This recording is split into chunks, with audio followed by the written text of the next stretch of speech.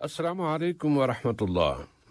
آج کا پہلا نشریہ سیف الرحمان کی زبانی اور پہلے اہم خبروں کا خلاصہ۔ صاحب اسم امیر نے جمہوریہ کینیا کے صدر کی جانب سے ایک ٹیلی فون کال وصول کی ہے۔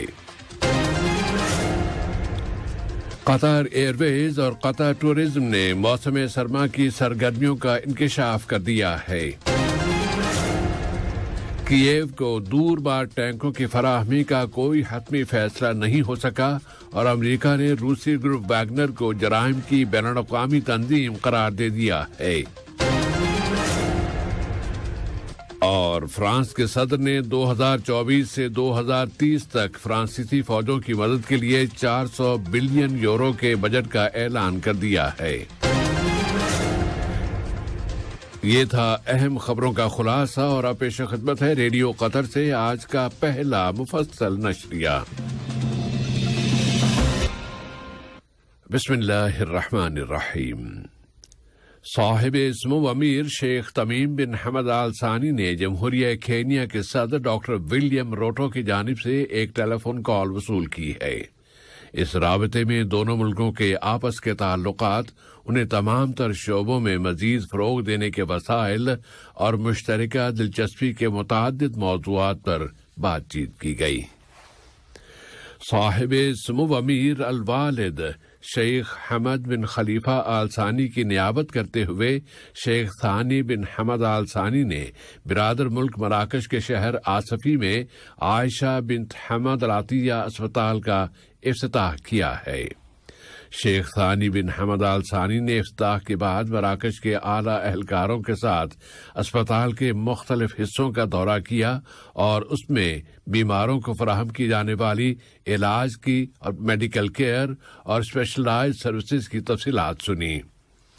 مراکش کے وزیر صحت و سماجی تحفظ پروفیسر خالد آیت طالب اور قطر و مراکش کے متعدد اعلیٰ اہلکاران بھی اس افتتاحی تقریب میں شریک تھے۔ قطر ایئر ویز اور قطر ٹورزم نے تیسرے قطر بیلون فیسٹیول کے افتتاح کے موقع پر قطر میں موسم سرما کے عنوان سے کی جانے والی سرگرمیوں کا انکشاف کیا ہے۔ قطر ایئر ویز گروپ کے مینیجنگ ڈائریکٹر اور قطر ٹورزم اتھارٹی کے صدر جناب اکبر الباقر نے کہا ہے کہ فیفا قطر ورلڈ کپ 2022 کے غیر معمولی ایڈیشن کے اختتام پر ہم 2023 کے دوران بھی اسی رفتار سے اور اسی ڈائنامک کے ساتھ سرگرمیوں کو جاری رکھنا چاہتے ہیں۔ ہم 2030 کے تصور اور ویژن کی طرف اپنا سفر جاری رکھیں گے اور ہمیں یقین ہے کہ ہوابازی اور سیاحت کے قطری شعبے سن 2023 کے دوران آپس کے تعاون کے ذریعے مثالی سرگرمیوں اور میلوں کا پروگرام دینے میں کامیاب ہوں گے۔ مائن شیف 6 نامی سیاحتی بحری جہاز دوحہ کی بندرگاہ پر لنگر انداز ہو گیا ہے۔ جرمنی کی TUI کروزز کمپنی یہ سمندری جہاز چلاتی ہے اور اس کے ذریعے عملے سمیت 3278 سیاح دوحہ پہنچے ہیں۔ سن 2022-2023 کے ٹورزم سیزن میں جو اپریل تک جاری رہے گا، یہ اس جہاز کا قطر کے لیے پہلا ٹور ہے۔ موانی قطر نے بتایا ہے کہ مائن شیف 6 نامی سیاحتی بحری جہاز جس پر مالٹا کا پرچم لہرا رہا ہے، پروگرام کے مطابق اس سیزن کے دوران مزید 9 مرتبہ دوحہ کی بندرگاہ پر آئے گا اور یہ اس جہاز کے لیے دوسرا سیزن ہے جس میں دوحہ کی بندرگاہ کا وہ وزٹ کر رہا ہے۔ صومالیہ کے وسطی حصے میں واقع شہر گلعد میں تحریک نوجوانان کے خلاف کیے جانے والے فوجی آپریشن میں اس تحریک کے تقریباً 100 مسلح عناصر ہلاک کر دیے گئے ہیں۔ صومالیہ کی خبر رساں ایجنسی نے فوجی ذریعوں کا یہ قول نقل کیا ہے کہ یہ فوجی آپریشن اس علاقے پر اس تحریک کی جانب سے کیے جانے والے ایک حملے کے بعد کیے جا رہے ہیں۔ ان ذریعوں نے اشارہ دیا ہے کہ ایک فوجی افسر سمیت 7 فوجی اس آپریشن میں جاں بحق ہو گئے ہیں۔ گزشتہ ہفتے اس شہر گلعد سے اس تحریک کے جنگجوؤں کے نکل جانے کے بعد فوج نے اس پر قبضہ کر لیا تھا اور پھر اس تحریک کی جانب سے شہر پر دوبارہ حملہ کر دیا گیا۔ صومالی فوج نے یہ اعلان بھی کیا ہے کہ صومالیہ کے جنوبی علاقے ڈاگاسکو میں ایک ملٹری آپریشن کے دوران تحریک نوجوانان کے تقریباً 49 عناصر ہلاک کر دیے گئے ہیں۔ لیبیائی مصالحت کی افریقی کمیٹی کے سربراہ محمد الحسن البات نے لیبیا کے بحران کے حل کی تلاش کے لیے کی جانے والی کوششوں میں قومی مصالحت کو مرکزی حیثیت دینے پر زور دیا ہے۔ انہوں نے زور دے کر کہا ہے کہ افریقی کمیٹی فوج کے ذریعے مسائل کو حل کرنے یا کسی کے بھی اخراج کے فلسفے کو مسترد کرتی ہے۔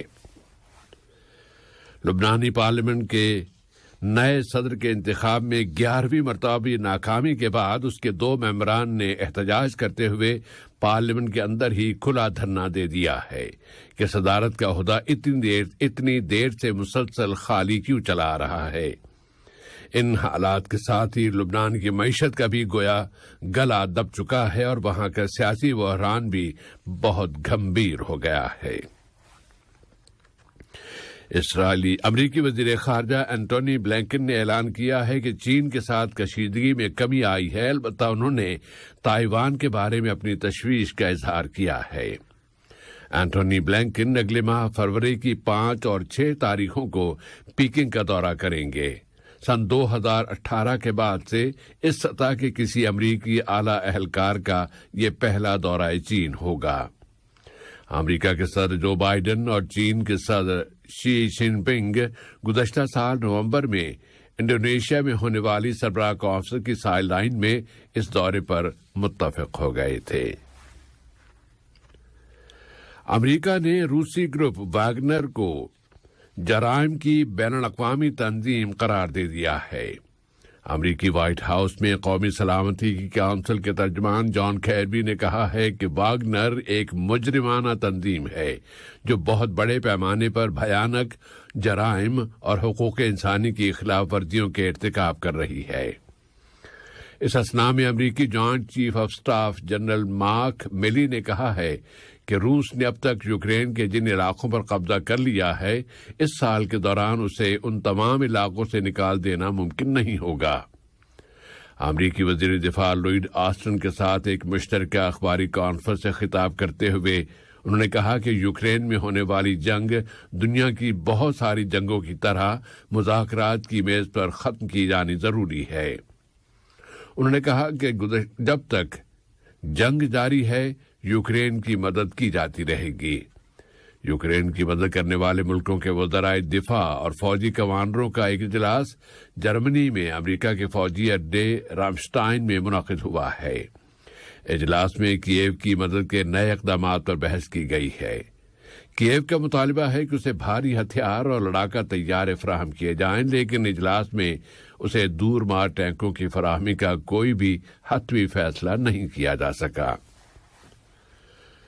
فرانس کے صدر ایمینوئل میکرون نے 2024 سے 2030 تک فرانسیسی فوجوں کی مدد کے لیے 400 بلین یورو کے بجٹ کا اعلان کر دیا ہے۔ یہ بجٹ فوجی پروگرامنگ کے قانون کے تحت منظور کیا گیا ہے۔ پیرو میں وہاں کی صدر دینا پولوارتی کے استعفے کا مطالبہ کرتے ہوئے احتجاجی مظاہرے جاری ہیں۔ ان مظاہروں میں گزشتہ 5 ہفتوں کے دوران کم از کم 45 افراد ہلاک ہو چکے ہیں۔ پیرو کے ہزاروں شہریوں نے دارالحکومت لیما میں ایک بہت بڑا مظاہرہ کیا ہے، جس میں مظاہرین کی پولیس کے ساتھ جھڑپیں بھی ہوئی ہیں۔ پیرو کی پبلک پروسیکیوشن نے صدر جمہوریہ اور ان کی حکومت کے متعدد ممبران کے خلاف تحقیقات شروع کر دی ہیں۔ سیکورٹی فورسز نے حکومت مخالف مظاہرین کو کچلنے کی کارروائی میں 10 مظاہرین کو قتل کر دیا تھا، جس کے بعد حکومت پر قتل عام کا یہ الزام عائد کیا گیا ہے۔ صدر دینا پولوارتی گزشتہ ہفتوں کے دوران ہونے والی 10 ہلاکتوں اور سینکڑوں افراد کے زخمی ہو جانے پر معذرت کا اظہار کر چکی ہیں۔ اور اب کچھ کھیلوں کی خبریں۔ فٹ بال ورلڈ کپ 2022 میں لیونیل میسی اور ارجنٹینا کی ٹیم کے ورلڈ کپ وصول کرنے کے بعد 1 ماہ بعد اب ورلڈ کپ فیڈریشن فیفا نے ہرے میدان میں اور اس کے باہر بھی نئے حقائق اور نئے نمبر بتا دیے ہیں۔ فیفا نے بتایا ہے کہ اس ورلڈ کپ کے دوران دنیا کے تقریباً 5 ارب باشندے فیفا قطر 2022 کپ کے ساتھ جڑ گئے تھے۔ اس نے بتایا کہ ارجنٹینا اور فرانس کے درمیان کھیلا جانے والا میچ تقریباً 89,000 شائقین نے لوسیل اسٹیڈیم میں بیٹھ کر دیکھا تھا، جبکہ پوری دنیا میں وہ میچ لائیو دیکھنے والوں کی تعداد 1.5 ارب تھی۔ فیفا نے بتایا ہے کہ فیفا قطر ورلڈ کپ کے شائقین کے میلے میں شرکت کرنے والے وزٹرز کی تعداد 1.85 ملین تھی۔ اس نے اپنی رپورٹ کے آخر میں کہا ہے کہ پس پردہ رہ کر کام کرنے والوں کی انتھک محنت کے بغیر اتنا بڑا ایونٹ کامیاب ہو ہی نہیں سکتا تھا اور یہ ورلڈ کپ بہت کامیاب رہا ہے۔ اس نے اس ورلڈ کپ کے آخری میچوں کے دوران قطر کی جانب سے لیبر کی بہبود و سرپرستی، خصوصی توجہ کے طالب باشندوں اور پائیداری کے موضوعات پر بھی بھرپور توجہ دینے کو سراہا اور کہا کہ ان شعبوں میں کی جانے والی اچیومنٹس اس ورلڈ کپ کا خاصہ تھیں۔ کل جمعے کے روز کرائے جانے والی دوحہ میراتھن اوریدو میں ریس میں مراکش کے ونر محسن او طلحہ نے پہلی پوزیشن حاصل کی ہے۔ اوریدو نے قطر ایتھلیٹکس ایسوسی ایشن کے تعاون سے اس میراتھن کا اہتمام کیا تھا، جس میں مختلف کیٹیگریز کے 8,000 رنرز نے حصہ لیا۔ مراکش کے رنر محسن او طلحہ نے کینیا اور ایتھیوپیا کے رنر پر برتری حاصل کرتے ہوئے نئی ٹائمنگ ریکارڈ کی ہے اور اس نے میراتھن 42 کلومیٹر کا مقررہ فاصلہ 2.0600 مدت یعنی 2 گھنٹے اور 6 منٹ میں طے کر لیا۔ کل کرائے جانے والی خواتین کی دوحہ میراتھن ریس میں اوریدو میں ایتھیوپیا کی رنر پیلٹ مزریٹ نے مقررہ فاصلہ 2 گھنٹے 20 منٹ اور 45 سیکنڈ میں طے کر کے ایک نیا ریکارڈ قائم کیا ہے۔ دوحہ میراتھن اوریدو کی انتظامیہ مردوں اور خواتین کی ایک ریس، میراتھن کے آدھے فاصلے کی، پھر 10 کلومیٹر کی اور پھر 5 کلومیٹر اور اس سے پہلے بچوں کی اور کم فاصلے کی ریس بھی کرانے میں کامیاب ہوئی ہے، جس کا مقصد ان کے شوق میں اضافہ کرنا ہے۔ اور اب کچھ کرکٹ کی خبریں۔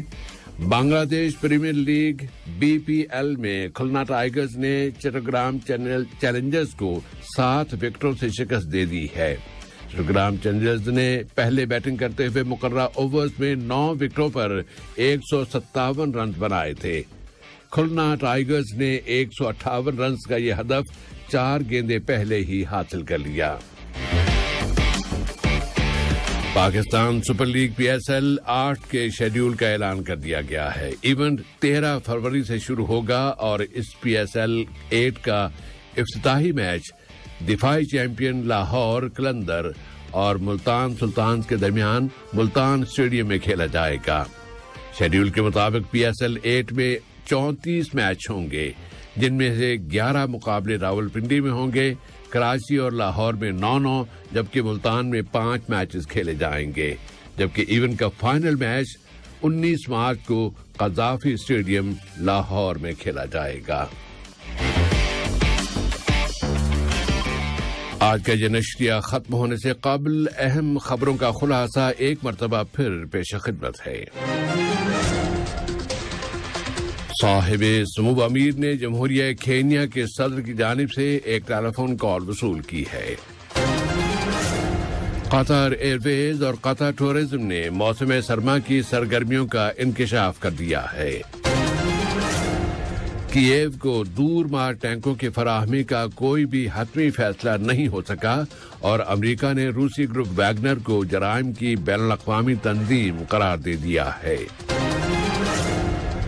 اور فرانسیسی صدر نے 2024 سے 2030 تک کے لیے فرانسیسی فوجوں کی مدد کی غرض سے 400 بلین یورو کے بجٹ کا اعلان کر دیا ہے۔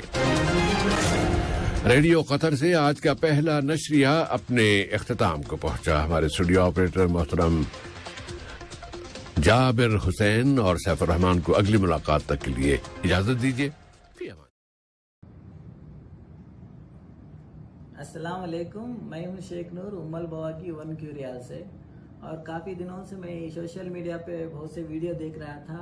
बहुत से लोगों का जॉब चले गई और टर्मिनेट कर दिए हैं, मुल्क भेज रहे हैं। तो ऐसे वीडियो देख के याद आया कि अपने कंपनी में हायर कर रहे हैं लोगों को जो भी टर्मिनेट हो गए हैं, मुल्क जाने की फिराक में हैं। तो ऐसे लोग अगर कतर में होकर काम ढूंढ रहे हैं, काम चेंज करना चाहते हैं, तो अपने कंपनी में हायर कर रहे हैं। मुझसे कांटेक्ट कीजिए। अगर हो सकता है आपको इंटरव्यू में पास हो जाएंगे तो हम लोग अपने कंपनी में लेंगे और चेंज भी कर लेंगे। और मुल्क जाने से अच्छा है इधर ही होके चेंज कर लीजिए। और किसी को ज़रूरत है तो ये वीडियो उनको, आपके दोस्त वगैरह उनको भी शेयर कीजिए, ताकि वो मुल्क जाने से अच्छा है अपने कंपनी में चेंज करके अपने यहाँ पर ही काम करें। तो ऐसे लोगों को मैं काम भी दे सकते हैं और चेंज भी कर सकते हैं। अगर टर्मिनेट हो गए हैं, नो प्रॉब्लम, हम अपने कंपनी में हायर करके ले लेंगे। Thank you.